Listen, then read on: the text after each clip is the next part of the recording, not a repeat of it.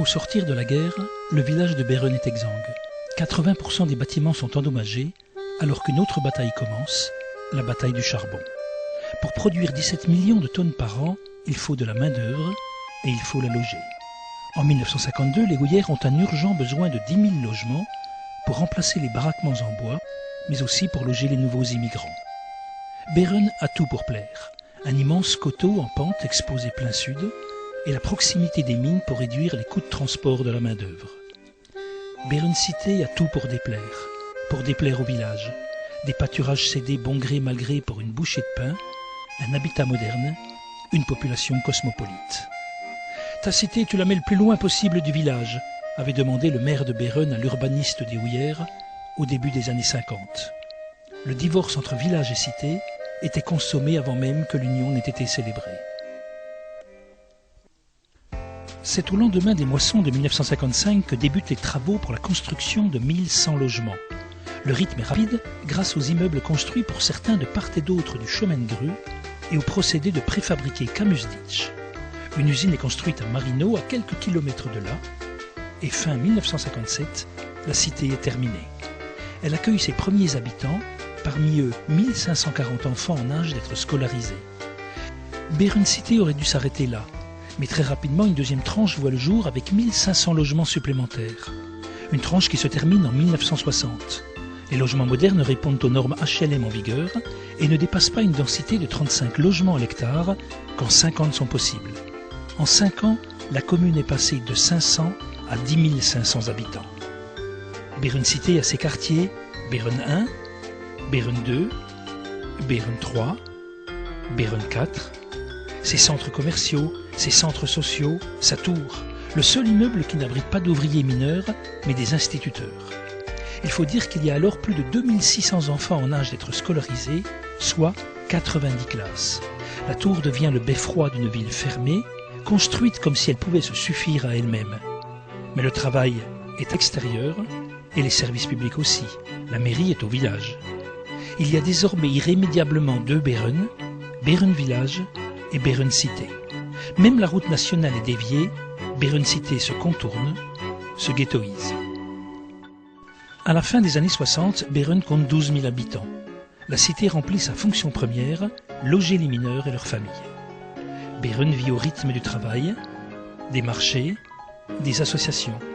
On y parle de nombreuses langues, sarde et sicilien, mais aussi slovène, polonais, ukrainien, et puis algérien et marocain.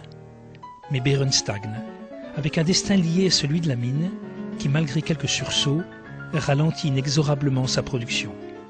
La population originelle vieillit, alors on construit une maison de retraite. La mine n'en bouge plus.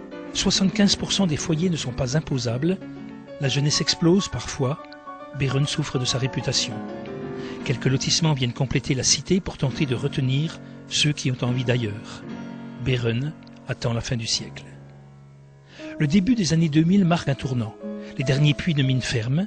La cité, construite pour les mineurs et leurs familles, doit s'ouvrir à une autre population. La ville a perdu 25% de ses habitants.